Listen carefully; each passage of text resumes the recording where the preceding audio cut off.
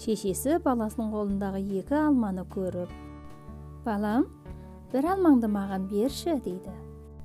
Баласы жалма-жан 2 алманы ат артынан тістейді.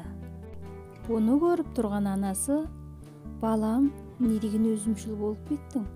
деп іштей кеп қалады.